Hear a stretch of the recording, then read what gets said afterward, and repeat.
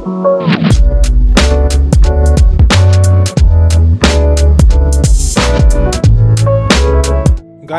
today we are embarking on a journey which will go beyond Moon and Mars.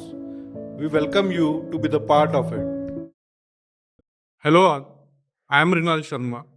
Apart from friends and family, few of you would be knowing me through LinkedIn, as I usually post their blogs about importance of an individual and relationship in life. And the person who is able to balance them both will achieve success in both personal and professional life. So, this podcast is an effort in the same direction where we are trying to reach you in an audiovisual format, hoping it will help us to express our thoughts in more convenient manner.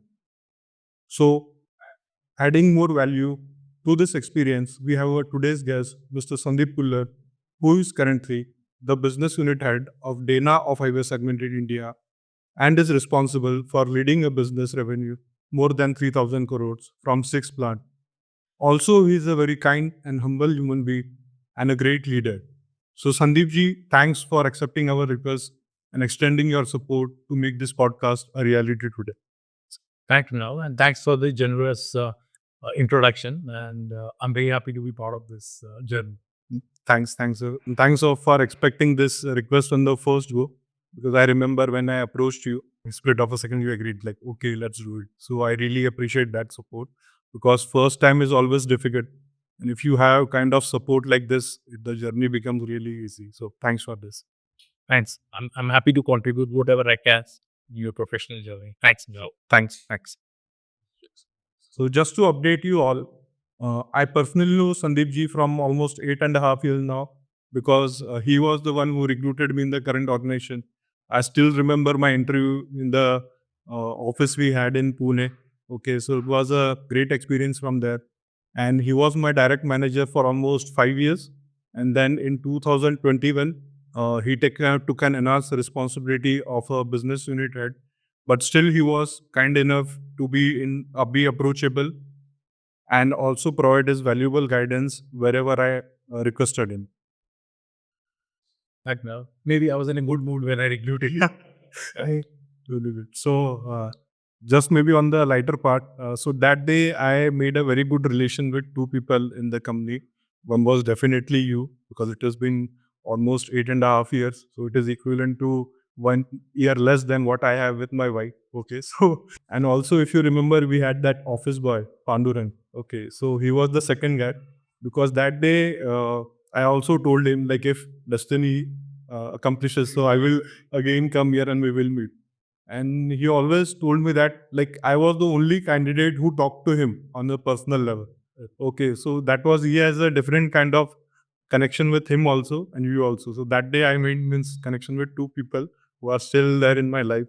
Definitely, I value you both. So maybe Pandu's blessing helped you. Yes, maybe, definitely. So, Sandeep ji, just to you and all others to understand why we are doing this podcast, I would like to take a moment to explain.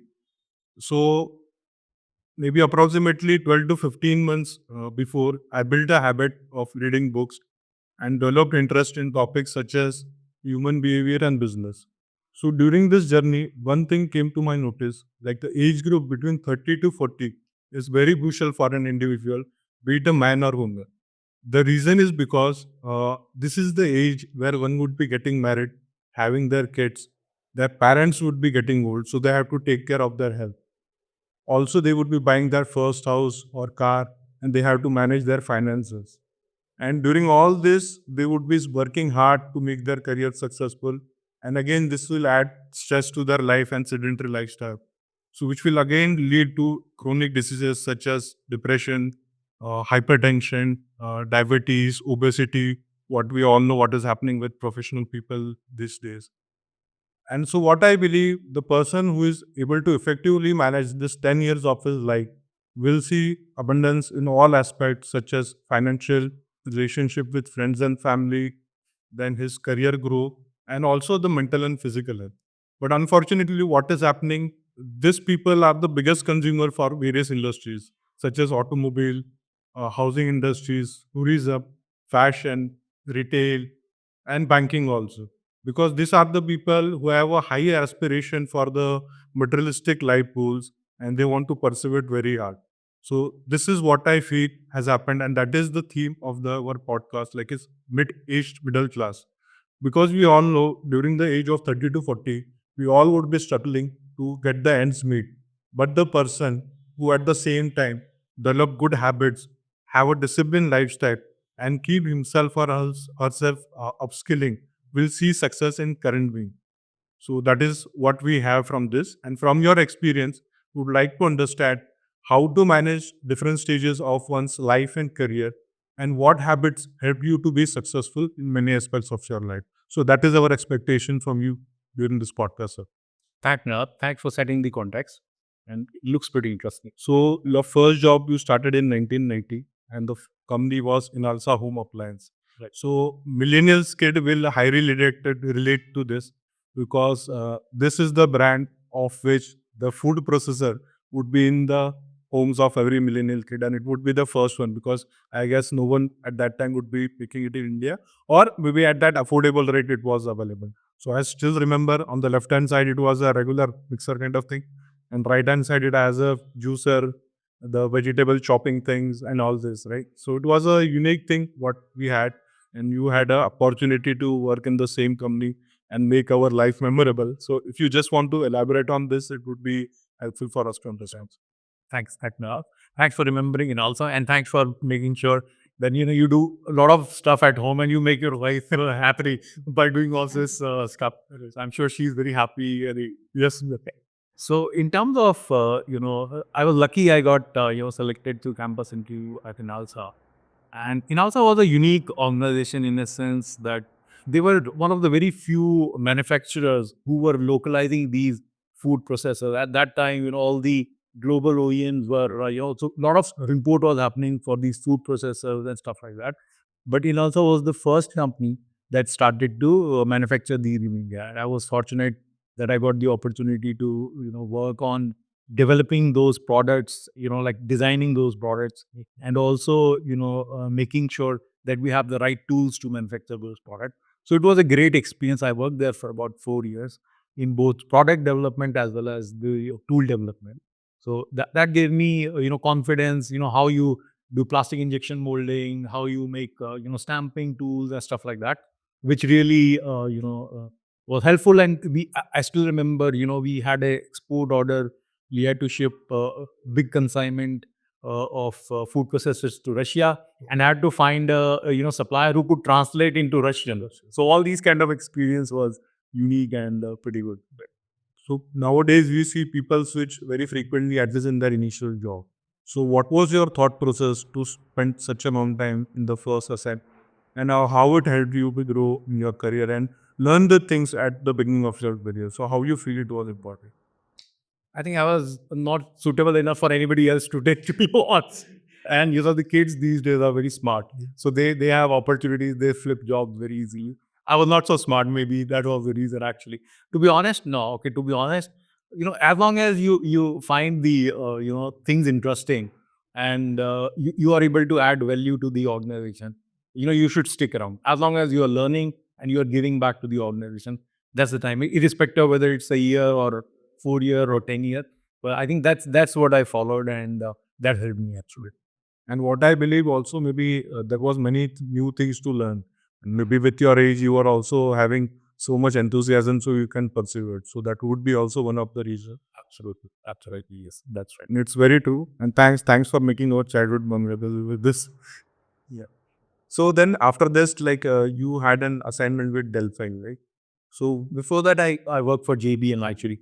Yeah. So JBM, I mean, I was always fascinated with the automotive, and JBM was one organization which even Maruti had stake in JBM, or Jai Bharat Maruti. It was a joint venture, and Maruti had stake in this.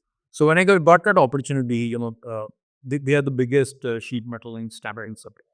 So that helped me move from a home appliances company toward an automotive, which I really wanted to get into. Automotive always fascinated, cars. So that's when I got opportunity to work for JBM, and I also got an opportunity to go around the world. They were trying to localize some components. They were trying to have a joint venture. So I was assigned that responsibility of technology transfer and bringing that to India. So I stayed there for about 3 years. Uh, that was quite useful, and that helped me transition to Delphi. And Delphi at that point of time, I'm talking of 1997. In 1997, actually, India opened up to global companies in 91, thanks to Narasimha Rao and our PM, Mr. Narasimha Rao, and Mr. Manmohan Singh. So I still remember, I think 1995 was the time when the other global automotive OEMs started to come to India. Daewoo was one, General Motors, Ford, Hyundai. They were the initial few entrants. And Delphi being a part of General Motors at that point of time. So they came almost at the same time when General Motor entered India, and they were looking for people with automotive background with specialization. So they were looking for somebody who had experience in stamping, and that's how I got opportunity to work for Delphi. I joined in 1987, and I was part of the initial bunch of young engineers, and who were trying to localize a lot of components that were imported at that point of time. So that really gave me an opportunity to work on supplier development and bringing those, because at that point of time supply base was not really very mature at that point. So we were, trying to bring them up to speed to the global automotive standard, bringing them what is, APQP, AIAG, who started this APQP or Advanced Product Quality Planning, was started by the big three automotive OEMs, GM, Ford, and Chrysler. So, learning those standards and bringing that to India was really important. And at that point of time, Indian supply used to talk about rejections in terms of percentage. Right. And this was the time when they started concept of PPM. Because I still remember, how you can connect to those things. Because, PPM, even 100 PPM or 10 PPM. But if you are one of those 100 people who have defect on the product, let's say you are driving a vehicle and you are one of those 100 unfortunate ones where you have a defect on the product and you are going on a highway, your car is stranded. So then you realize, percentage is no more applicable, right? Even PPM makes what would be your impression, if you are driving a vehicle and it's stalled on the road? So that helped us understand why we need to improve the processes and system. So that if you are one of them, you would see this company not good, right? That is your impression of the car manufacturer or any product manufacturer. That doesn't work that way. Right. And also, like, one thing is, maybe a car would be having thousands of components, and if each part has a higher rejection rate, then it will compound and it will multiply. It will not be like addition. Yeah. It will be compound having to be 100 of air conditioner defect, 100 of engine defect, and 100 of axle defect. You would always be stranded if that happens, right? So that is very, it's important. Like, the supplier quality should be ensured. And maybe then what I can see, you was from the initial few, he helped us, the industry, to understand all this process, and you had a very good experience doing this. And also, what I feel, maybe your career was going along with the global and India vision, what I could say. That's why maybe it kind of helped you also to grow in your career, and maybe you are the first learners among them. Because definitely most of people would have got this opportunity, but as you were able to be in the right place at the right time, it really helped you to learn and excel in your career, what I feel better. Exactly. Probably we were very fortunate to, be growing up and, starting our career in 90s, because the opportunities are in abundance because a lot of these companies were coming, and we were the fortunate one who learned this, tactics of the trade, and that helped us. Sorry. So, any specific means role or uh, maybe task with Delphi you want to tell us about, or challenge what you have faced and overcome? Yeah. No, in Delphi, I did, purchasing direct material, indirect material, machinery and equipment, services, material cost improvement. That was a big, topic at that point of time. How do we bring down the cost of whether it's a catalytic converter, shock absorber, air conditioning system, braking system. So, everything was pretty interesting. And I said, learning those global standard was very interesting. But one thing that I really, appreciate and that helped me grow as a person was the 2 years. I mean, I spent 6 years in Delphi. Out of that, about 2 years I spent in, indirect and machinery and equipment purchase. Okay. This was really, I mean, from the outside world, it looks pretty simple. That was really challenging. I would still remember, because typically you come into play when your machine is down, some spare is missing, or, suddenly there's a breakdown, or there's a machine that you have ordered, and, for a new project which has to start on a specific date, and there's a delay by the supplier. So these were very critical, and everything was needed on a yesterday basis, right? So then, spending those long hours at office, meeting, I still remember in a day I would meet 25 different suppliers, from a nut bolt, a packing supplier, to a, multi-million dollar CEO, or multi-billion dollar CEO for supply of equipment. So that helped me grow as a person, as, how you can, with all these stress, how can you still be able to detach yourself and still work on, focus on work rather than all the noise around it, and being able to talk to all these, different level of people, and make your way out, was really a good learning that helped me. Yeah. Although I must say, after 2 year, I went to my boss and said, boss, I had enough. I need to find another job in purchasing, otherwise I'm moving out. So fortunately he listened and gave me, but those 2 years were pretty challenging, but at the same time, helped me grow as an individual. So maybe just to clarify for others, so indirect purchase is something apart from your regular production things, you will purchase, you will be responsible for purchase of all things, like being a paper required to do a photocopy, a Xerox machine, mouse, laptop, computer, to a big machine or nut and bolt, right? Right. And every time it comes as an urgency because you have hundreds of people intending for this parts, and then they maybe forget it or they will come to know once it is out of stock. Correct. And a lot of times they may not forget, but if you have planned some, a regular spares for a machine, but something else fails on a machine, right? You can't even predict that you can't, because, for a welding machine, or for a power press, or for an assembly equipment, you can't have spares for everything, right? Right. So sometimes it is not even their mistake, suddenly something has conked off. So you really need to act upon it quickly, and sometimes you have to import it or whatever. So yeah, so it's but I must say it's very, underappreciated, purchasing task. People don't recognize how important it. So maybe the, buyers of indirect and MNE who are listening to us will feel happy that they are being, talked about, right?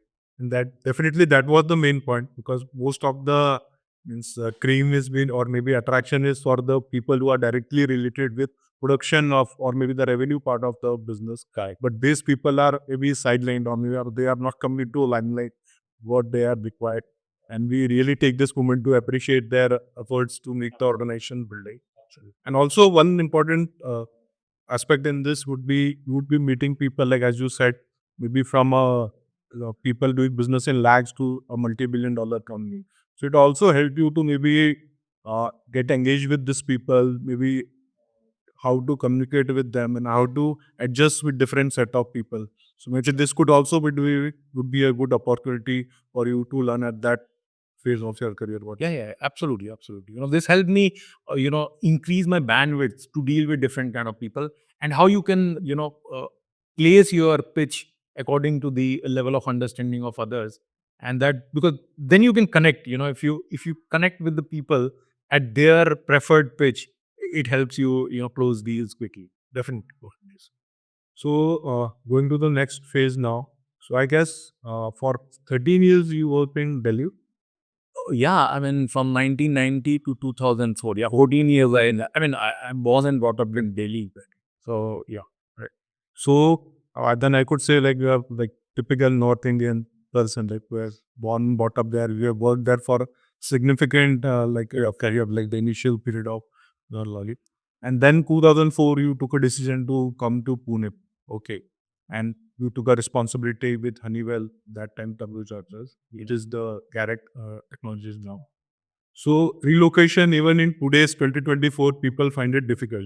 Okay, because changing a city is all set of challenges for not only for us but also to our family. But you took this decision maybe 20 years back.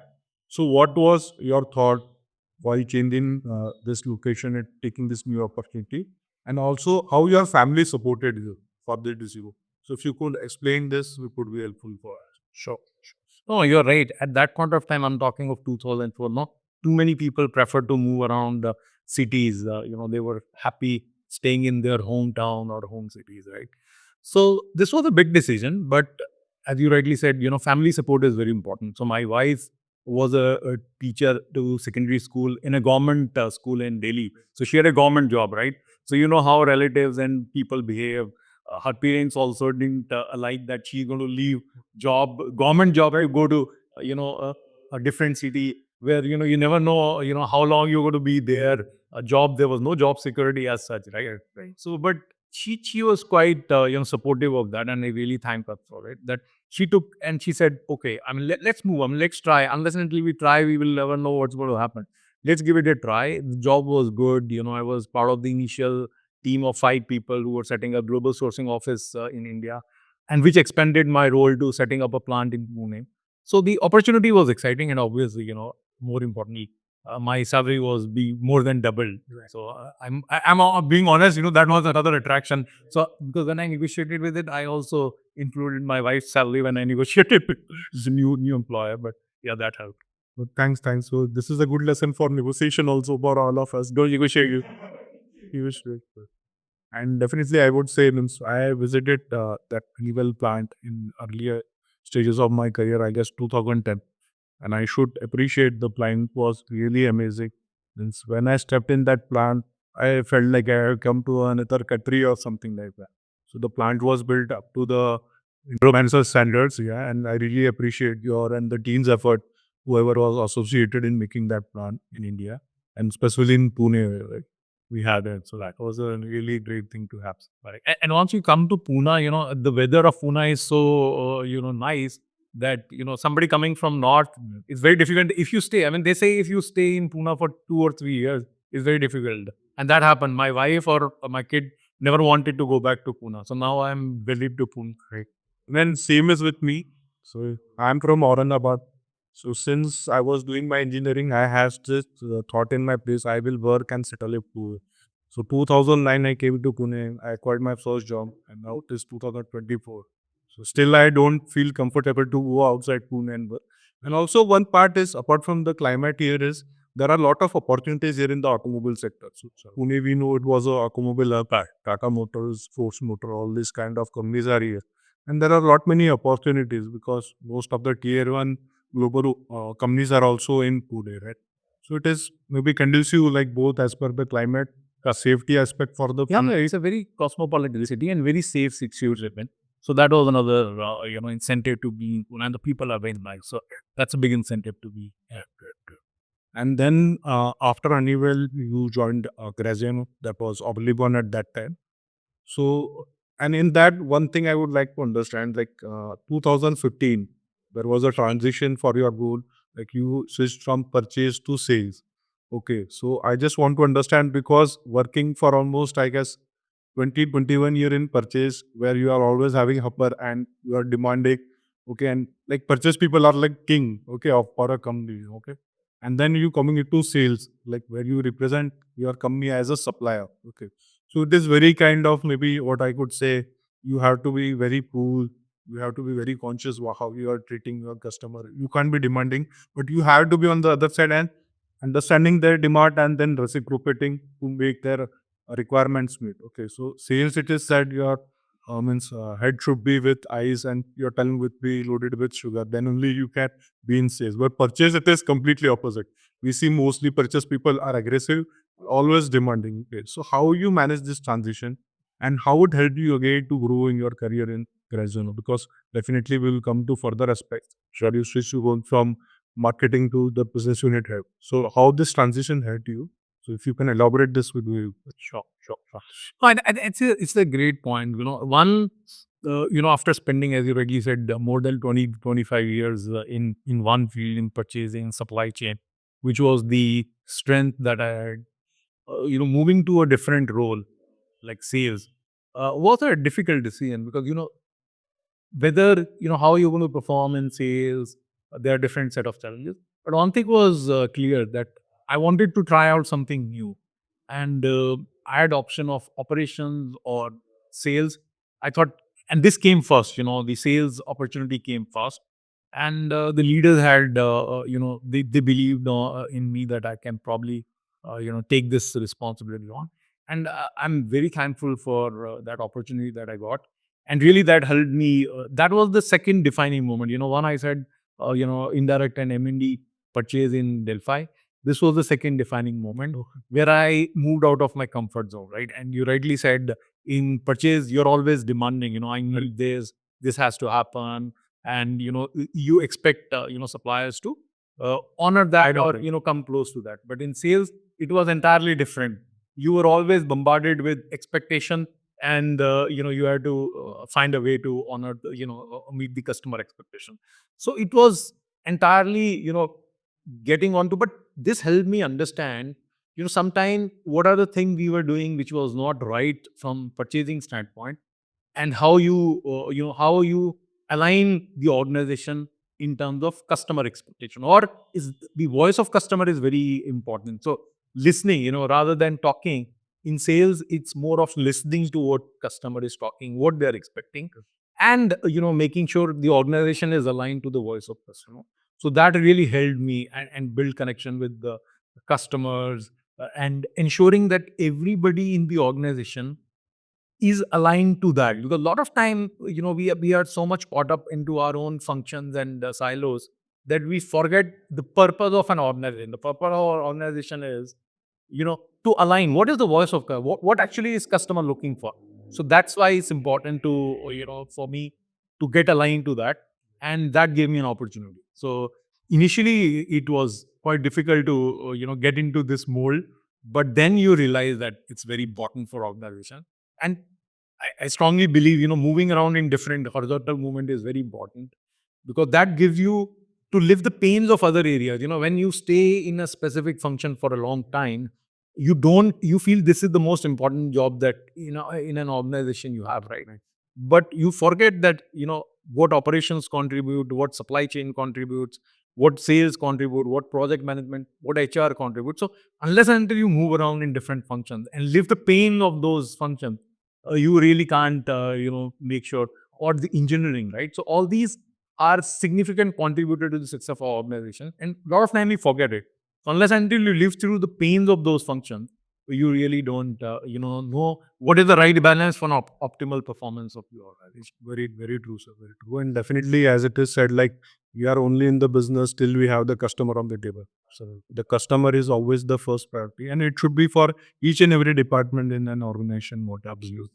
And also, as you said, like when we work for a bigger companies, so they work on a system kind of process kind of things, right? And maybe each department feels their contribution is the biggest than the different department or the other department, which is maybe not correct. But definitely, as you said, as you get exposure to different profiles of the organization, and if you are able to understand them, then definitely strategically we can sync them together to get the desired output and the required uh, customer focus approach, what we can say. So what I believe, maybe this could be one of the things which helped you getting this role of business unit at, where you can synchronize all these departments coming together: production, purchase, sales, and also engineering, because you also had this responsibility of engineering in Grasiamo. Right. The team was under you. So that would be definitely the one thing which would have helped you in this course. Right? Yeah, all these things are great, but unless and until your boss is happy, or your leaders know that, you have that capability or believe in you. So it's important, and this helped certainly. But most important was the leaders had the trust that probably I'm ready for the next level, and they had shown trust, and I'm really thankful for that. And also, very importantly, you may be best, but unless until you are at the right time at the right spot, nothing will happen. You may be the excellent performer, but fortunate luck also plays a role. You have to be at the right place at the right time, right, and your leaders have trust in you. Then you get the next opportunity. Otherwise, doesn't happen. No, very, very true, sir. And just I will like to take a moment to go to the other side of also. So I guess you had a very good team subordinates which helped you to maybe uh, deliver your outcomes in sales. So you're indirectly having Praising yourself, but not myself, the entire team. Okay. And maybe definitely there was someone who would be able to take your responsibility when you are getting elevated. So this function is also not hampered. So it can also run smoothly. And definitely it is a, what I could say, appreciation for you. So you made the team so independent and so up to the speed, so they can carry out that function. And maybe definitely your guidance is always with us, right? Because you are still in the company at a bigger role where sales also is partially under your profile. So you are always there. But also maybe this team, how you nurtured the team to take this responsibility and be self-reliant. And then again, it would have helped you to take maybe an elevated opportunity. That is my point. No, very good point. And no, I mean, maybe I contributed only a little partially, but I think the team themselves were great, and the team still is great in all the function, including sales. So that has. But one important point that brings, I would like to bring to the table is, having the right succession, or preparing people who are ready to take the next role, right, is very important. A lot of time people or leaders believe that if they have people ready to take their job, they're going to lose. No, it's not. It's the other way around. If you don't have a succession plan in place, or you don't have team of good people working for you, you will always be stuck in that role, because your manager will never feel that you can take another role, because you are too good in that role, and you don't have people to take over your job when you get promoted. Right. So it's very important to have right set of people that push you up. Unless until they push you up, you will not take this next role. And maybe it always keep the manager also on his toes, right? To go into out of his comfort zone and actually challenge. So Sandeep ji, like as we see in your professional journey, like you had 3, 4 instances, right?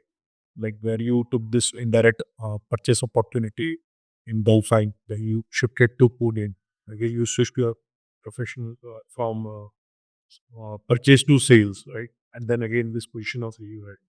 So what usually happens when people are moving towards 50, okay? So their ability to take new challenges, it gets limited. Okay? So maybe it happens they are not able to learn new things, or technology is definitely the thing. It is evolving at a very faster pace, right? And like all could not match that up into that area. That is the biggest thing. But what I see in your journey, like since beginning of itself, you were more into this adding new skills or maybe learning new skills. Was that like one of the biggest portion was what I see in 1997. You did a postgraduate diploma in marketing. At that time, you were into vendor development or purchase kind of profession, right? But still, you went for marketing.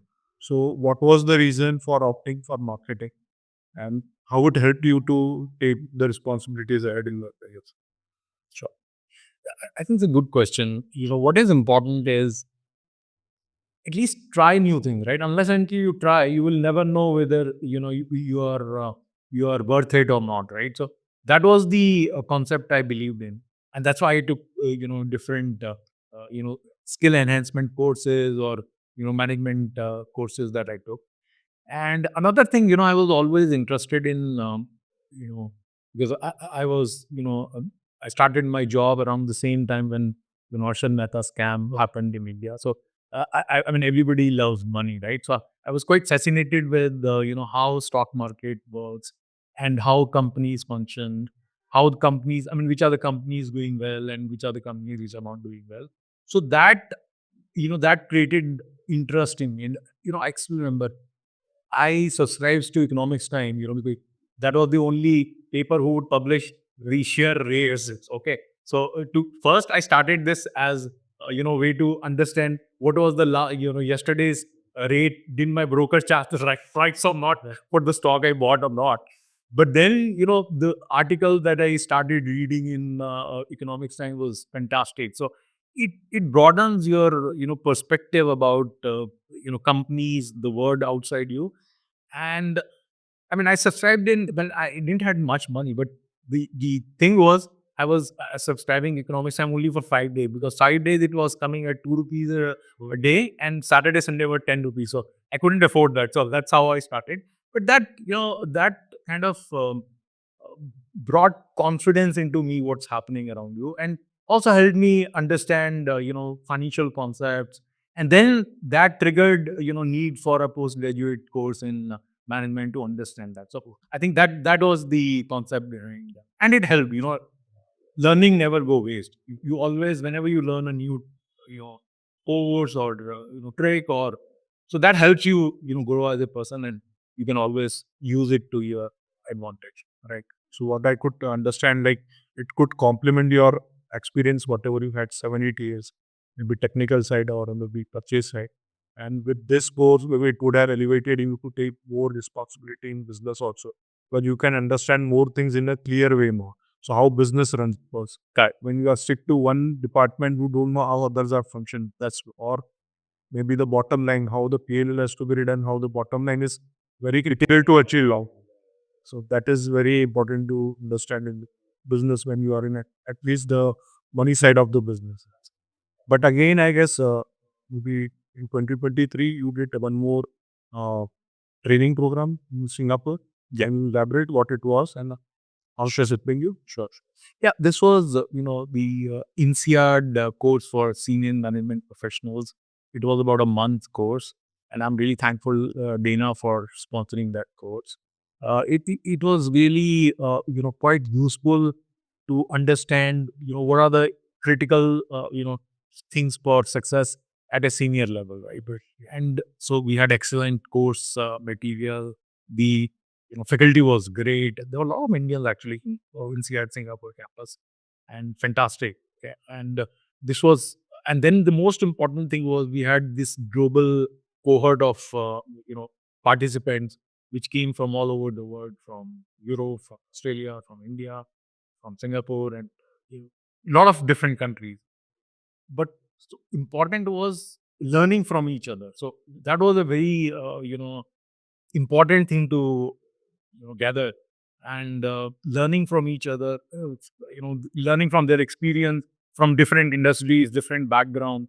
So that was pretty critical for success. How cross culture works in a global organization, right? So all those things helped focus on how you can improve your skills to perform better in your position that benefits the organization. And I guess that is also important in today's maybe time because most of the organization follow on diversity, inclusion, equality. Right? So when you have this overall experience from different regions, different race of people, how things move across the globe. So it also helps you to get accustomed to them and implement it in your organization. In your yes. So here, just I would like to put one experience of mine and currently, I'm doing a course from IAM Kozibu for a senior management program. So I joined in 2034 January, and you also encouraged me for taking this course because I came to you to discuss, and you said you should always try and go for this course. But at that time, it was not an easy decision for me because the amount associated was with this was very big. So I spent almost 8 to 9 lakhs for this course fees. Travel. I took a personal laptop for this course because I wanted to have all my folders and all of that stuff in there. Maybe that also helped me to make the script for this podcast. So it is worth now what I could say. But that amount was really significant for us because why I'm saying it could have reduced my current home loan by 40%. Okay. Or maybe I could have upgraded my car and driving a Wagon R now, but I could have gone to a SUV. Or maybe we could gone to a tour outside country, maybe to a Europe with whole family. So all these maybe points are of great importance to us as a family. But my family supported me to take this course. They understood maybe it would be helpful to grow in career in future. It will help again the family itself, right? But what I feel maybe from the financial gain from this course, it has really helped me to grow as a person and individual. Because now my bandwidth has been increased and I'm not looking towards life only through maybe in terms of money kind of things. Okay. So now I want to see how can I grow my different skill and I should be ready at any time. So when a correct opportunity comes, I should be the first person to whom people should come. So that is my the complete insight. Definitely, as you said, like you can't have everything as per your problem. So when time will come, things will automatically happen. But one should be ready to have that. So most of the people, if they don't get the opportunity, but those who get the opportunity, are they ready? No one pass at all. So you never know when that opportunity will come. But as long as you are ready, Ready. that's important. From your side, you can prepare for it. You never know when that opportunity strike, but when it strike, you should be ready to take off. That's important. And also what I feel like my son of now is 7 year old now. And when he looks me like I'm writing blogs in LinkedIn, I'm reading books, or I'm making this podcast, so he's very excited to understand all these things. Okay, he sits with my book. If he's not able to read that kind of English right now, but still he takes interest. What is the topic? What's happening in this book? How it is going? If there are some fictional books, I narrate to him what is happening so he can understand. And what I am feeling, apart from me, it is helping him to grow as a person. Okay, very good. Definitely, maybe for us, I was the first person to become an engineer in our family. I was the first person to walk into IIM campus in my family. So now for him, the bar is set, right? Yeah. So the more I expand what I feel, the more exposure he will also get. And maybe expecting your next generation to do something, it's better you do it yourself, they will follow the path. So that is what I feel. That's very important. That's good. But don't, overburden him with expectation. Okay. So as long as let him do whatever he likes, that's important for the next generation. Because a lot of time we put unnecessary strain of expectations. Let him do whatever, as you mentioned, he's great in chess. Let him, enjoy the sport or whatever. He may be, he has a different interest. So as long as he enjoys what he does, it is very important. Right. So that is very important, and that I also understood. We should not impose your expectations. But at the same time, you should give him exposure to the results. So Let him choose. Yeah, let him choose. you can choose, and definitely means I'm very open to it, and that has really helped me to get my bond stronger with him. So the relationship in the last 1 year, what I have developed with it, and what he's understanding, like how I'm helping him to make the things. There are 10 things in front of him and he can pick. So chess was one of the things very new interest. And now he's taking it ahead. He's now pushing for that also. He's taking it ahead. So it is all as per him. That is very important because in family we see their aspiration, maybe they are not able to do due to any reason, but they expect their kids to do it. And that is a very wrong thing because we don't know. Your kid can become a prime minister tomorrow, or he can be an IS officer or a great cricketer. Right? So why to hold him back to a certain which you like? Where outlook be like. Yeah, so don't impose it. And another, is good that he's listening to you. But that's the age when they listen to you. I have gone through this cycle. The moment he's 13, friend will be more important to him. And then, be prepared that he will never listen to you what you say. Right. So enjoy this time of up to 13 years, and then he's out of your control. So that's why. So be prepared for it. I'm just giving you a heads up. That I really know. That's why I'm trying to make the most of it. And one thing is like this 1 year, I have spent many times in my this course and doing other stuff. Okay, and I was not physically and mentally available many times for my family, even for my kid. And maybe somewhere I feel like sorry for them because definitely they have their own expectations.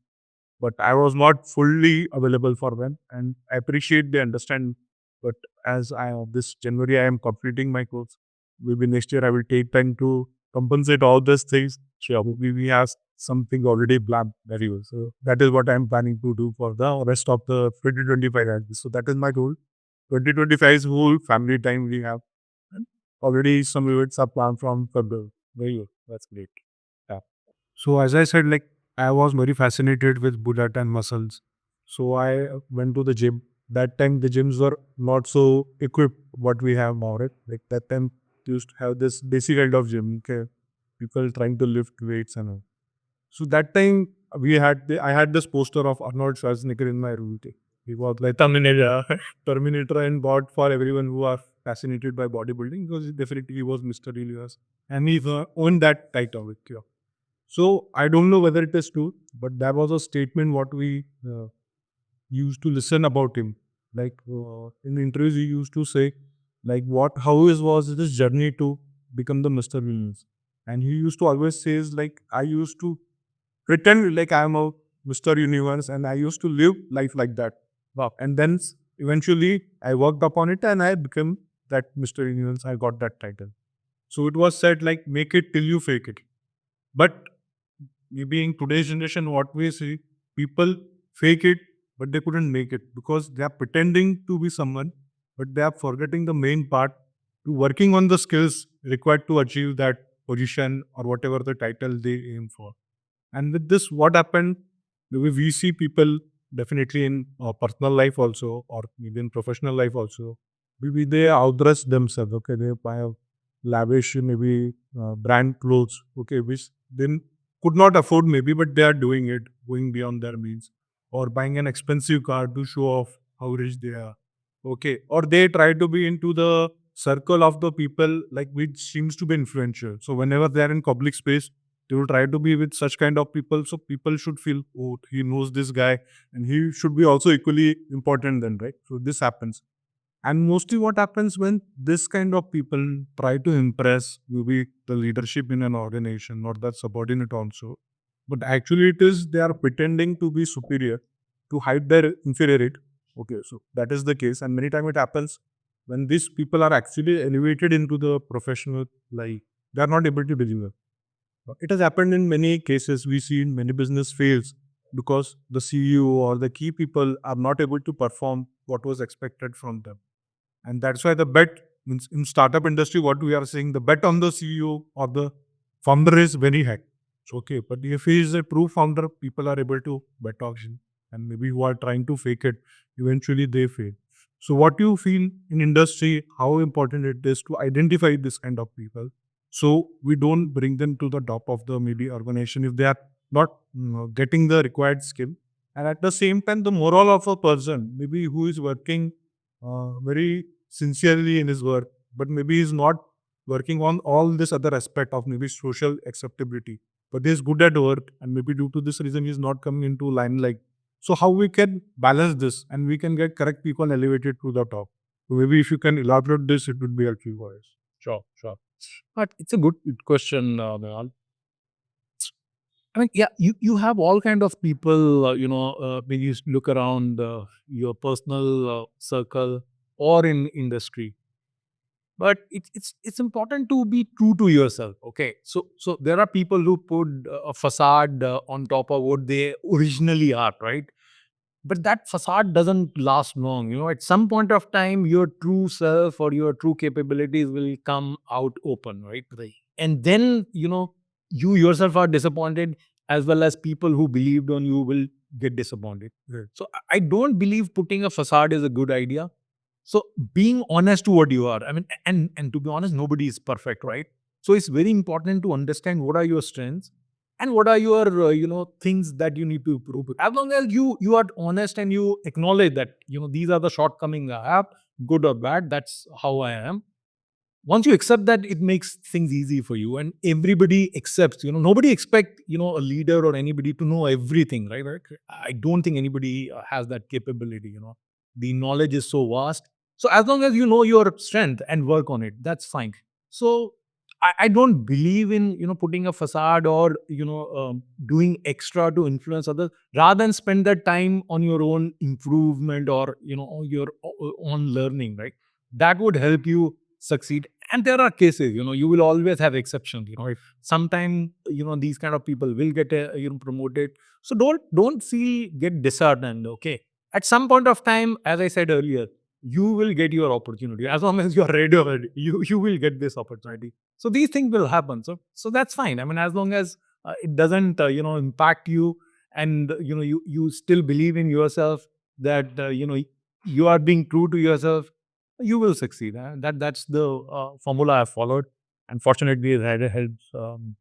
Right, right. And the main reason asking you this question was because almost it has been now getting a decade I'm knowing you. Okay, so maybe I get various instances. Maybe I have met you one to one, maybe in your cabin, so maybe one at your home, or maybe in a team. But I never felt like you are two different people in two different situations. Okay, means whether we are talking one to one or in a team, or whether you are at home, you are the same person. So it's like the same identity everywhere, and it is a very good thing actually. I should compliment you for this, being so true to yourself. And also that is the main reason why I feel like people get what I can say attracted to you. Maybe they feel like see you as a leader. That is the reason, because they know you will never do wrong to anyone. Okay, and they know this person is the same means wherever he is. Okay, so they know what whom they are dealing with. Okay, so they we used to feel safe, right? There is no two different person.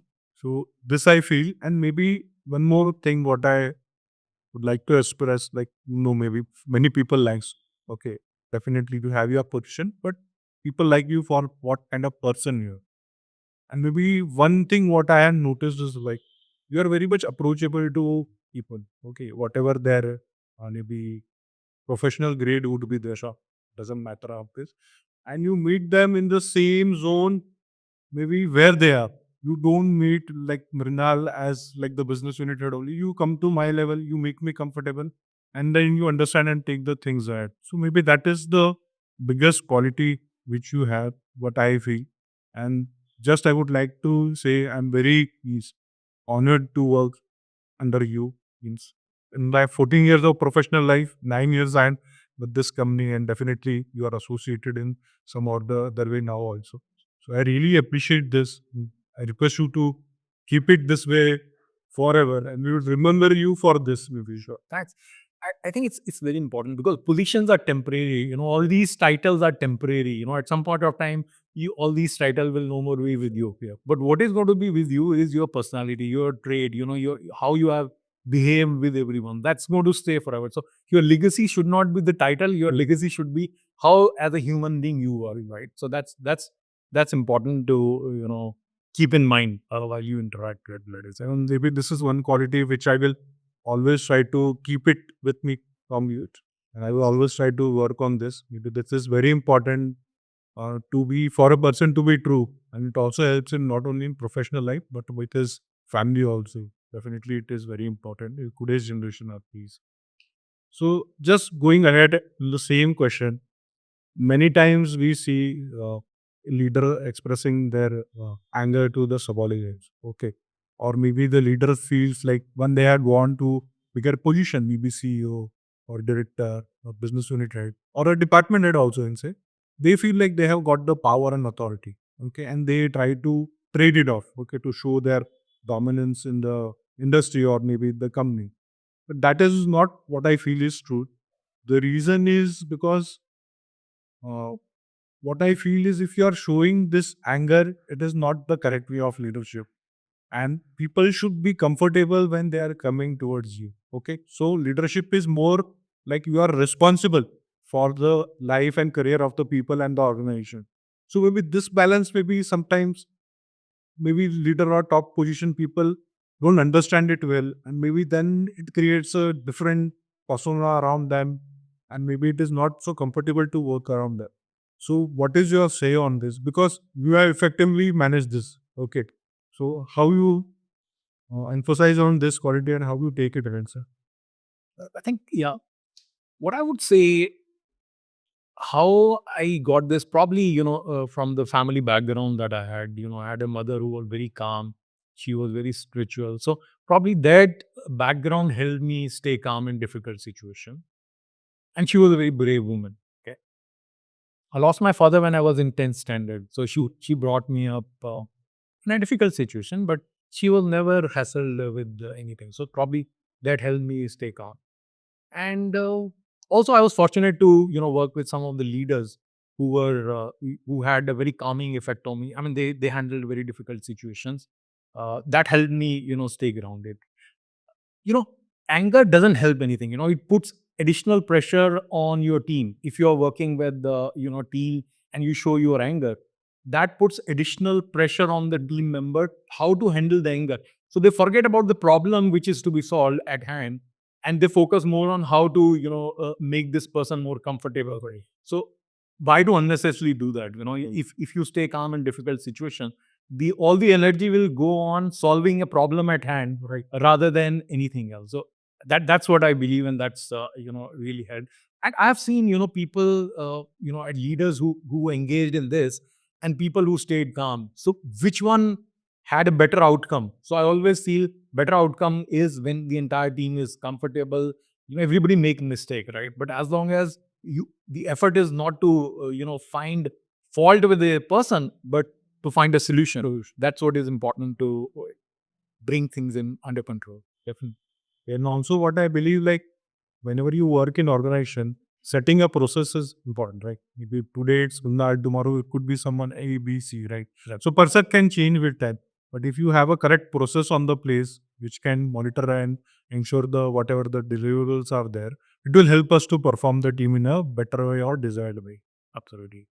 Absolutely. Yeah. So process is important. Sometimes people focus a lot on results, right? So rather than focusing on results, if you set the process right and you follow what is important, critical at that point of time for the organization, keeping that above everything else, results is an outcome which will take care of itself, right? As long as you have the right process. So important is not to focus too much on result, but the process where you want to, what you want to achieve and where you want to adhere. And that is very important because see, if we have a process in place, suppose if we have a hammer to and chisel to make a wheel from a wood maybe or a stone, so once we have these tools available, we can do it every day. But if you want to do kind of a maybe makeshift arrangement or jugaad kind of thing, so then every day is a pain for you, right? Yeah. So what I believe, like having a process is more important, and maybe people should pay more attention on setting a process, so it will give you results each and every day in your life. Correct. Thank you.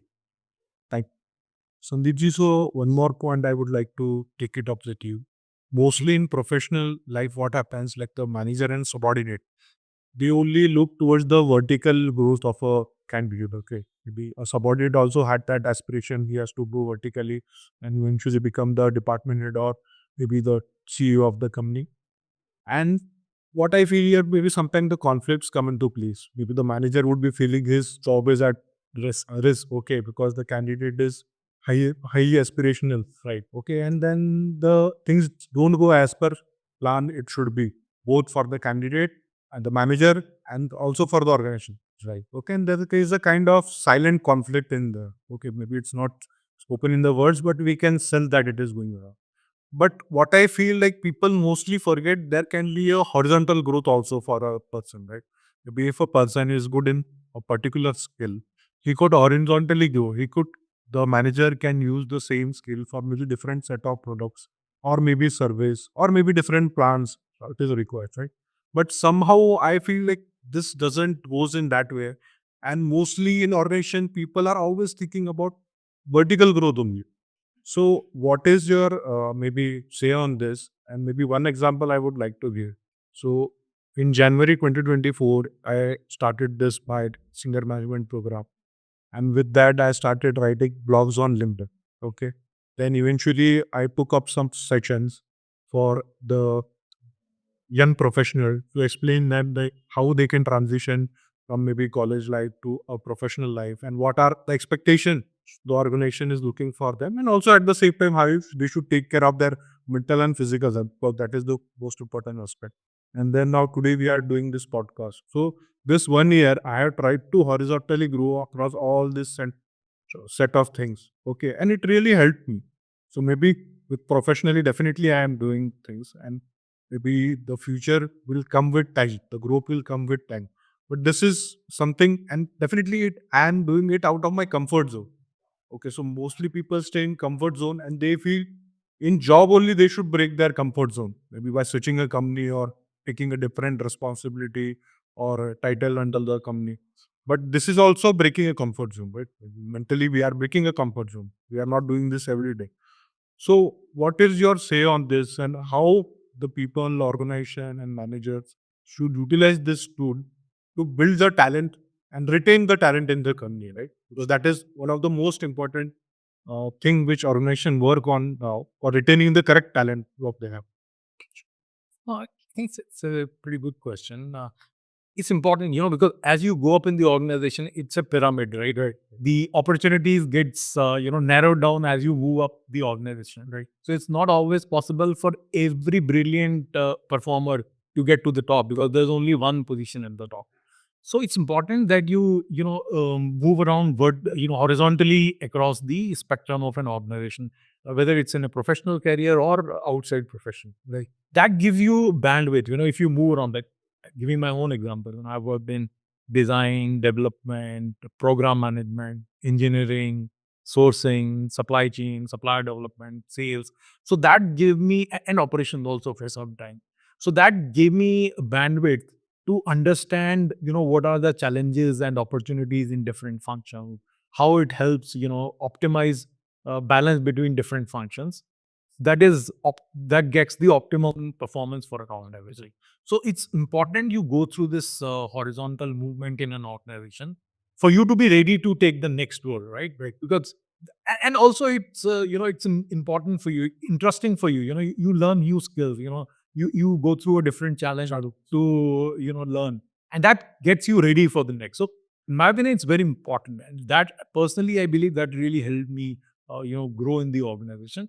And also, as you rightly said, not only in your professional journey, go out of your comfort zone in others.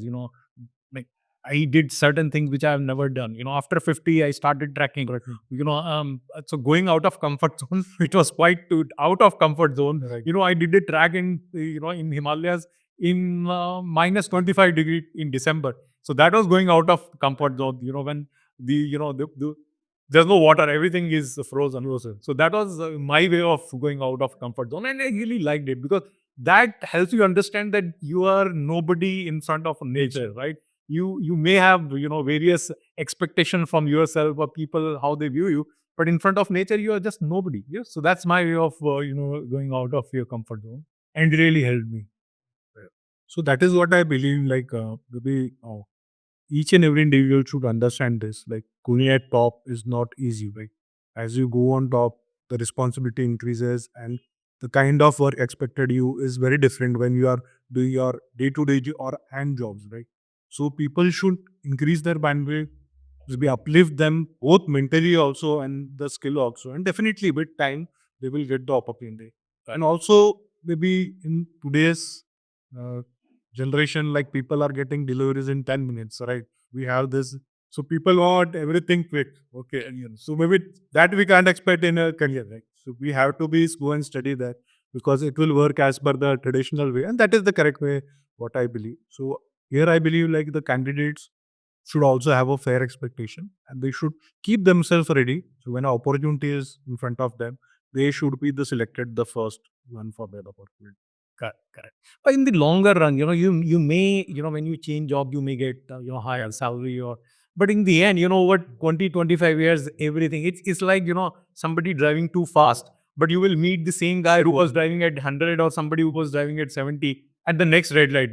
Everybody meet. So same happens in career. Somebody gets a better opportunity early on in the career, somebody maybe later on. But in the end, most of it, you meet at some point of time. So that's how you should consider this. Very, but there's nothing wrong. I mean, wrong or right in this. If you feel I mean, quicker change helps you get to the top or better in the organization. That's fine. I mean, there's no fixed rule of success as well. No, very true, very true. One should go whatever suits him. Exactly. But that is the only thing you should be uplifting him in all ways. So he will become more responsible toward people. That is the only thing what we try to convey. Yeah. So Sandeep ji, now coming towards your maybe personal life, few questions I have and request you to elaborate so people can also learn from it. Definitely, maybe with profession, you had your own set of challenges with health, got I believe. And I guess in 2018, you had some issues with your health, right? And then you took some uh, time for yourself and you did something and to improve your health. Because at that time, I believe you were a bit bulkier than what you are today. Maybe with your physique, people can't guess what is your correct age because you are much younger physically, what I should say, than your actual age times. So, what was that concern you faced and how you then transform your life towards health? Because why I'm asking you, as you go up, there is stress, and many people they are not able to manage that. And maybe they have that maybe position and everything, but due to health, they are not able to perform. But you manage this position very well before while going climbing the ladder. So, what was that instance which was maybe a kind of alarming for you, and how you worked on that?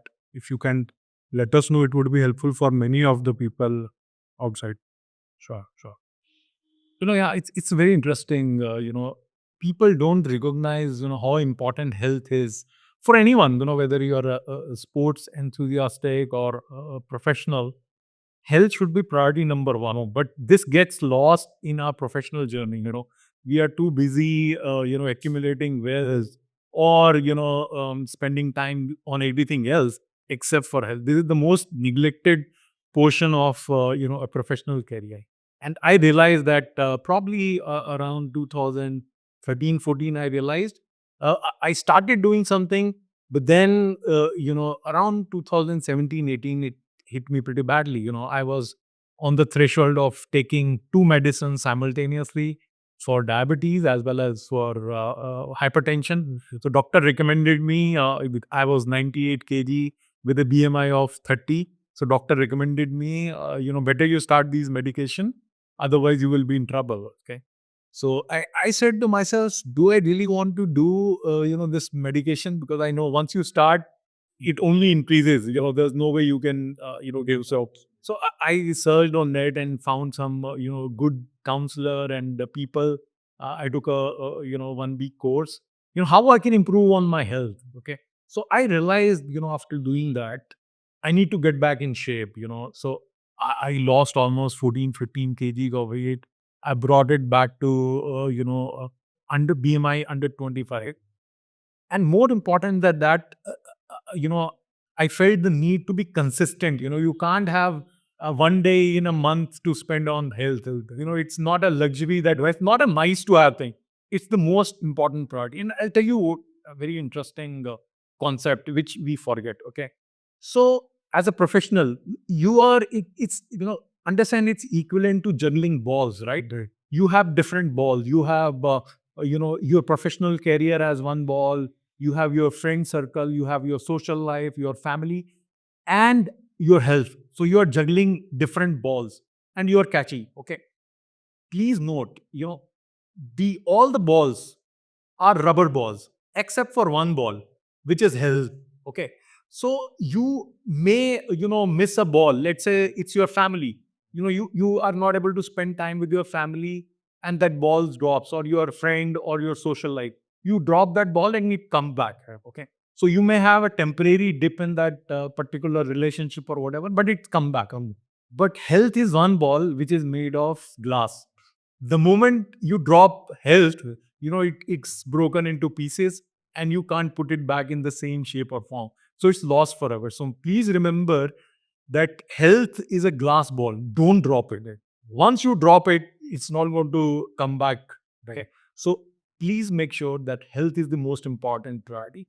And do whatever you like. You like playing, play, go to gym, cycle, swim, jog, run, do whatever you like. But pick up a habit and pursue that consistently. Okay. So at least 4 times a day, 4 times a week, you should pursue this for about 45 minutes. Right? Okay. And what is a, typically a good physical exercise? You should sweat a lot. Okay. And now, how do you know sweat a lot doing your physical activities? Once you come back home, you know, I know my wife would, the first thing she would say, can you change the clothes? So that, because, you smell so bad. So that's how, you know that, you have really achieved your goal. Yes. So make sure 4 times a week you are doing, and don't drop this important ball of health. Because, if you are healthy, you can take care of everything. You can take care of your family, you can accumulate wealth, and you can take care of your professional career. If your health is down, you're gone. So it's not important. And that day onward and today, I make sure my average step count, including running, is about everything about 12,000 steps a day. Okay. Next year on sixth floor. So I make sure that I at least 3 times a day. I never take, while going up, I never take lift. So I always use stairs, because these are simple steps, but it goes a long way in ensuring you have a good knees as well as a good health. So that's my tip. If you want to take one thing out of this whole conversation, take this. You can ignore everything else, Right. but don't ignore this part of the conversation. All right. Yeah. So I totally agree with you. And I also have learned this in a harder way. So maybe for me also means trying to cope up with maybe personal life, professional life, and maybe finances also of my life. I have kept the health on the back step. Okay. And what happened, it hit me so bad. Like, I guess before COVID, I was almost 120 kg and my BMI was 37. So 37 is like a type 2 obesity, right? It is very severe where you try to get this chronic diseases like blood pressure and all. And unfortunately, I was COVID positive for 2 times, 2021, 2022, which again took a toll on my health. And I built blood pressure. So I started taking the medication. And same like you, I had to set up an alarm on my mobile every 10 a.m. I have to take that medicine. And I was feeling like I am now imprisoned by this. Okay, so without that, I can't have my life and I can't skip it because my heart rate used to get really high. Okay, and it used to affect me mentally. Well, maybe physically, definitely it did, but mentally, it was a block for me. And I was feeling it should never happen with me because I was very health conscious guy. Because I was during college, as I said, I used to go for gym and I really loved the body which I have. And 120 kg means like if I could explain in word, I have like second hip here and second boobs at the back. It was the I've all over. right, tires all over, and it was burst. And I was 42. My waist size was 42, 43, and it was just Going to the plus yeah, store. plus store. And then I realized, and then I thought, now it has to come down. And then I worked on it. I reduced it till maybe 100, 105, but it doesn't used to be consistent. With time, again, it used to go above 110, and then again, it used to get.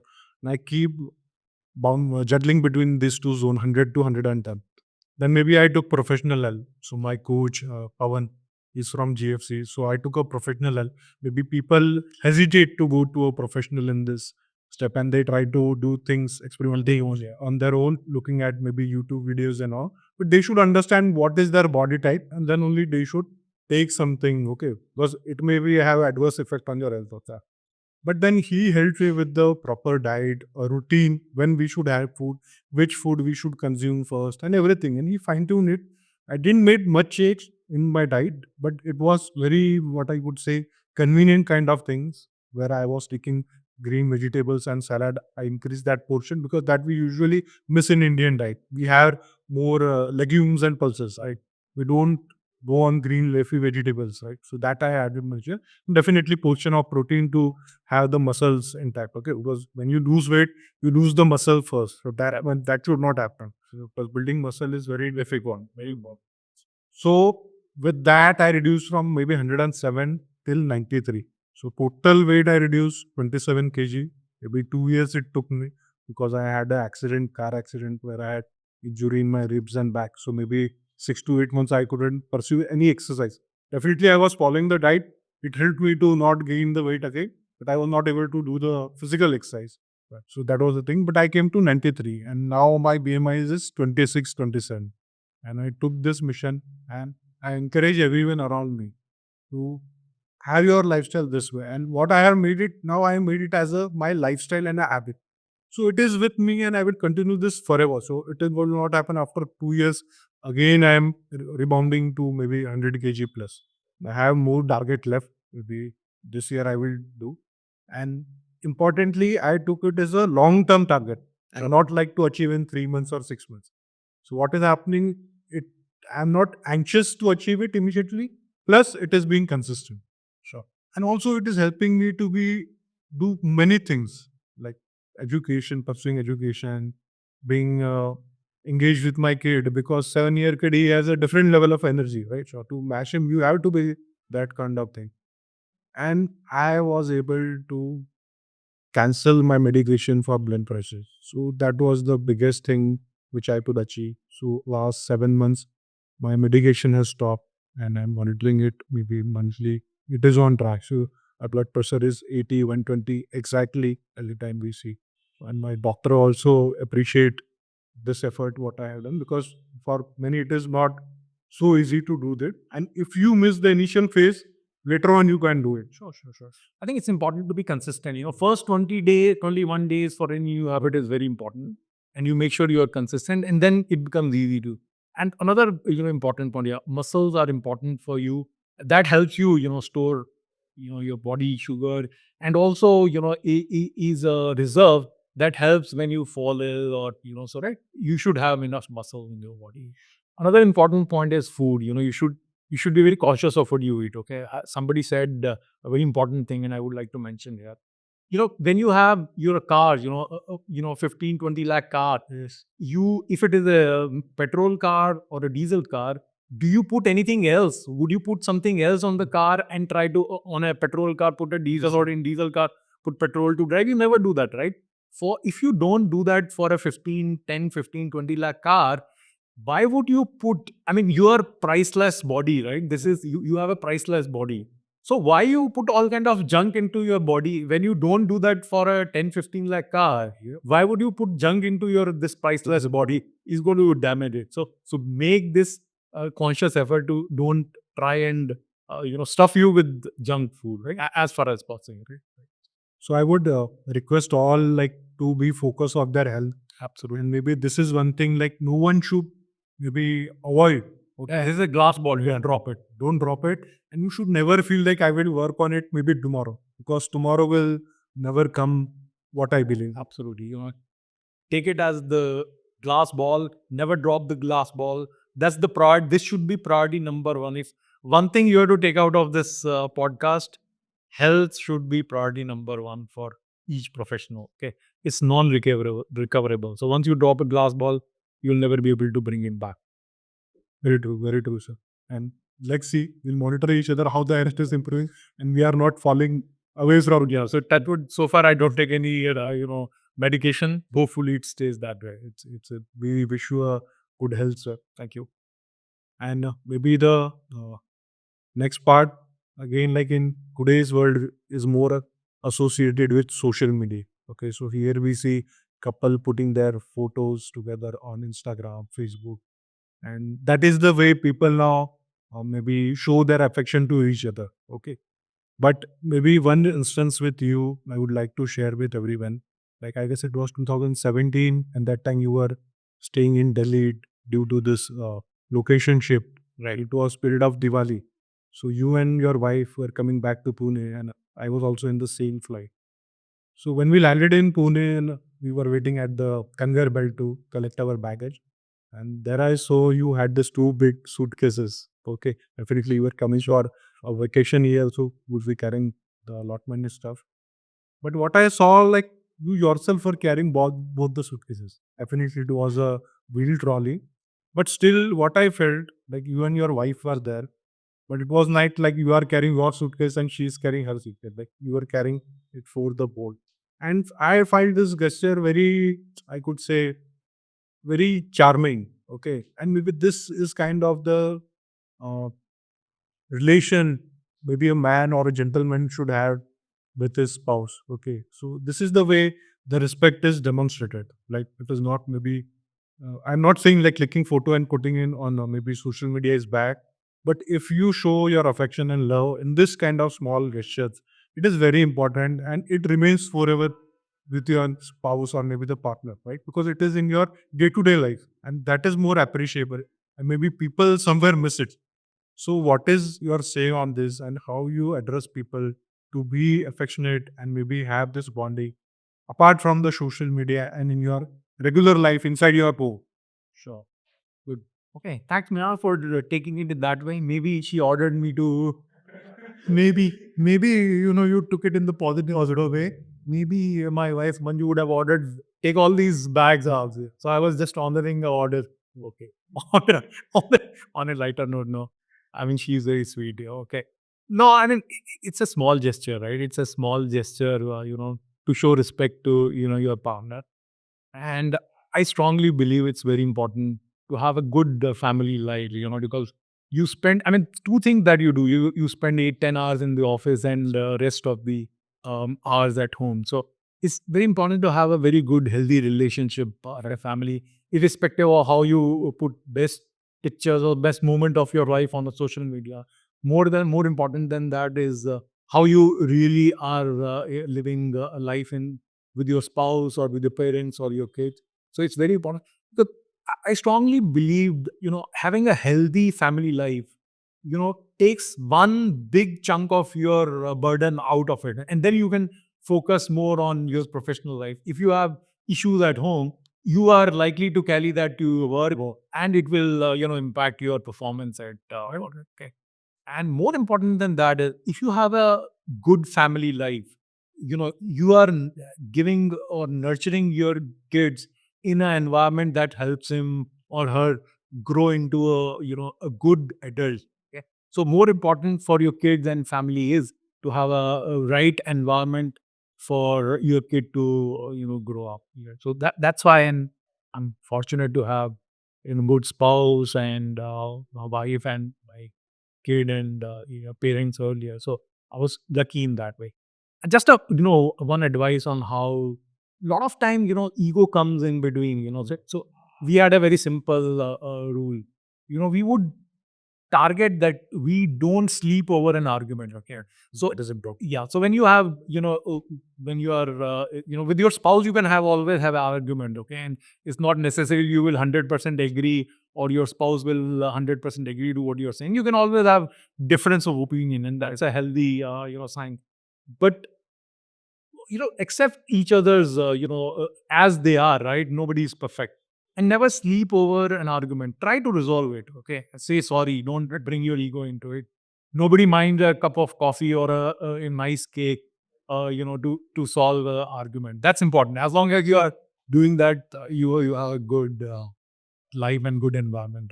Right, right. And it is also important, like once you know you are committed to each other for life, then these small issues will come and leave. Exactly. These are just the passing things, and it should not be the pivotal point Of your relationship. like your relationship. And that is very much important. And this is also important for your next generation to learn.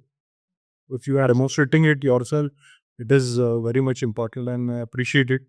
And I met your wife also maybe twice or thrice, and I really appreciate her the softness she has when she speak, the hospitality she shows when I was at your home cooking food and all. So I have lived how she is, and I really appreciate and wish good luck for you, your wife, and your son. I see like touch wood, there should be nothing as coming on your way, and you should have a good life together in future, Lisa. Thank you. So Sandeep ji, now we are towards end of this podcast.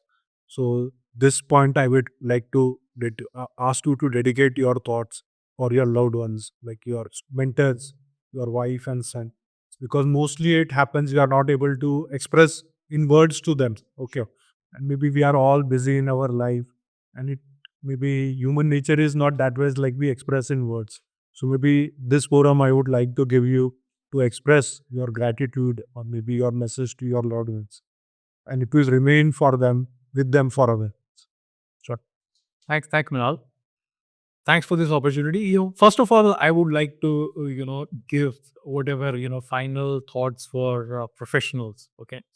So, what is important for professionals is, have a very strong integrity and ethics, work ethics. Okay. These are the two most important, professional traits that can help you grow as a professional, and also in life. Okay. Never compromise on your integrity and work ethics. Okay. And then another important thing is don't be too much dependent on somebody else. Okay. So give your best shot, to any new projects or any assignment given to you by your leaders or supervisors, and try your best. Okay. But then don't focus too much on the result. You may have a great success or you may fail in that specific assignment, but don't feel bad about it as long as you have given your best shot. Okay. And don't, expect anyone else to appreciate you. Okay. Why you should why should you worrying about appreciation for others, right? As long as you have given your best shot, that should be your aim. And if you are expecting appreciation in return, you are giving your keys of your happiness to somebody else, right? uh, don't do that, because in the end that may disappoint you. Feel happy about the work you have done, about the best shot or efforts you have put into the project, and don't expect others to appreciate. Okay. Then another important point I would like to mention here is, again, reiterating, health is the most important thing. Don't drop your glass ball. Okay. And another point which is critical, lot of time, when we spend most of the time either regretting about the past mistakes that we have done or thinking about future, how I'm going to create wealth or how I'm going to secure everything else. and we forget to live in present. Present is the present or gift that um, nature has given us. So try to live every moment. Don't wait for a special occasion to celebrate. Celebrate your small wins, small occasions, because that's in your hand. You can't change the past, and you can't predict the future. So live in the present, enjoy the present. Now, taking further your message to my mentor, wife, and my son, I was very fortunate to have many mentors, starting with my mother. She was a very strong lady. My sisters, my wife, they were, I've learned a lot of good things from them. And also professionally, I was fortunate to have many great leaders and friends who helped me evolve as a person. Okay? But I would like to name three, who played a very important role in my personal growth and professional growth. One is Mr. Neeraj Mathur. He was the sourcing leader at Delphi Automotive System. I learned a lot of things from him. The next one was Mr. Emmanuel Abba, who was global commodity manager. He's a great human being. He based in Switzerland and France, but he was a great human being. I learned how to be a good manager from. And last but not the least, Jeroen Declare at Dana. I mean, he's the greatest person I have met as a person, as a profession. So I learned a lot of things, and huge respect to him for whatever he achieved in his life, and what he contributed in development of professions. Okay. Um, Something for my wife, Manju is pillar of strength, I can say. I mean, I learned from her how to be rock solid in any adverse situation. She went through a tsunami, and she stood like rock solid. And even at the time when we had no clue whether we'll reach the shore, she showed how to stay strong and weather that tsunami in a very humble way. Okay. And for Tanmay, my son, I've seen him grow from a happy-go-lucky teenager to a seasoned professional now. He loves his work, and I wish him all the good luck in the field of event management and hospitality that he's into it. And I'm sure he's going to do exceedingly well in his life. Thank you. Thanks, Sandeep ji, for expressing your message to all the Lloyd ones. I guess this was a maybe kind of opportunity you had, so you can address all the important person in your life at once, and definitely it will reach them in a good way. What I understand, and thanks to you to being in our life, and thanks to these people so who made you capable enough so you can shower these things to us. So we really thank you and all your people you mentioned out here. So that is the big thing. And just to end this podcast, I would like to understand from you, like Sandeep Khullar is a PU head, executive director, so he can be. So he can be, he can contribute to the society. Or I'm very passionate about girl education. I'm supporting some underprivileged girl in her education, so I'm very passionate about this, and I would like to continue this in my capacity even beyond my current role. I'm pretty passionate about sports, so I would like to pursue that. I mean, I have tracking as a passion. I would like to continue. I want to learn golf. I mean, a lot of things that I want to do. So, but I want to, most importantly, I would like to be remembered as a good human being, which is the most important trait. If ever somebody would like to remember me as somebody who was honest and was a good human being, that's more important than any other designation. Thank you. Correct. So I totally agree with you, and definitely we appreciate you for your personality than your professional things. It doesn't mean your professional things are not there, but you just understand if a person values you more than your profession, then and at your level, then you have achieved a good thing, maybe people's lives, okay? And you are a people's man. I should say this in good way. And again, thank you for being here on Sunday, taking out this time. Understand it would be a resting time or relaxing time for you, but you still are here to make this happen. So I really appreciate you and the team behind the camera for making this lovely setup and supporting us to make this first our attempt because it was very crucial to have this comfort with the people and everything. Each and everyone, we appreciate this time. This moment will be remembered by at least me forever. Okay, Jyoti. Thanks for this opportunity. Thanks, Nirav. Thanks for giving this opportunity, and thanks Raman and his team for bringing this to life. Thank you very much, and hope people don't sleep over listening to it.